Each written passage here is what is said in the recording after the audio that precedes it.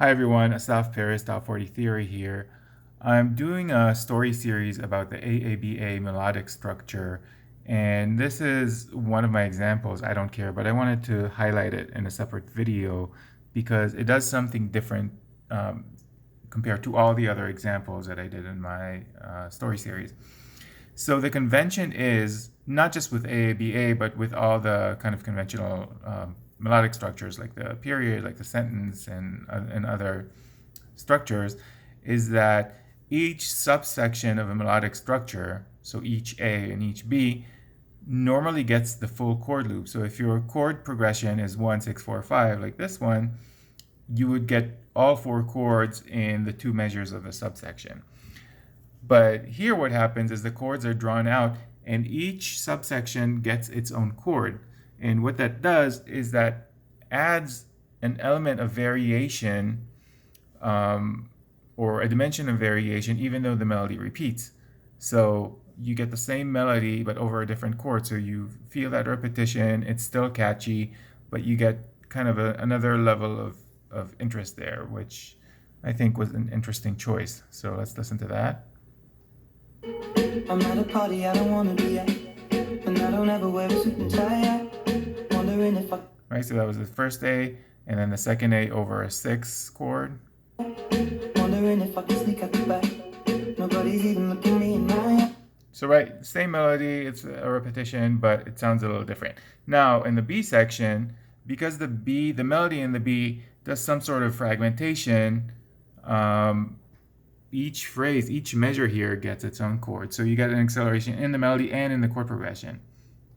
Can you take my hand, finish my drink, say, shall we dance? Hell yeah, you know. And then the last A, again, it's identical, and it goes back to 1, and I'll talk about this in a second. Yeah, you know I love you, did I ever tell you? You make it better like that.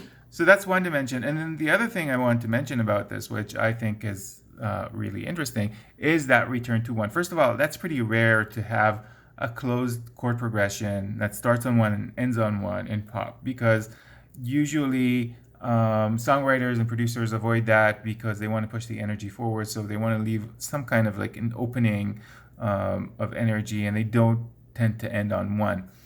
But this one not only ends on 1, but it does something really interesting because you have already sort of a melodic cadence at the end of the third phrase, and the shall we dance, it goes down to G flat, but then there's that hell yeah plus the instrumental break. So you're like not sure. You have a melodic cadence, but then you have another thing that takes you up to B flat, and then you got an instrumental break. But the harmony goes from 5 to 1, which is, you know, the epitome of functional cadence. You get 4, 5, 1. So you had a melodic cadence, you had sort of a harmonic cadence, but then you have that break, and you have a repetition of that first phrase, which is a very busy phrase. So you felt like you had a cadence, but then that entire busy phrase repeats again. It does reinforce the cadence in the end by going down to G flat versus the B flat that it went. Here, I'll play that for you.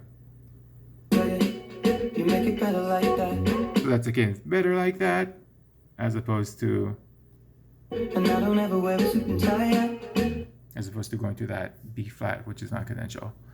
So really interesting choices. Definitely makes this song sound kind of different in the landscape of current pop, even though some of the things are very familiar, which is what hitmakers try to do. They try to create a sense of familiarity, but do things differently so that it stands out.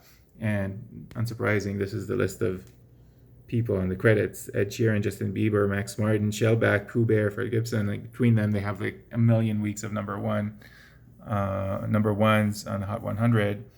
So I'm actually very curious as to how this song will perform over time, because I do think they made really interesting choices, and I'm very curious what the outcome will be in terms of chart performance, sales, and all that.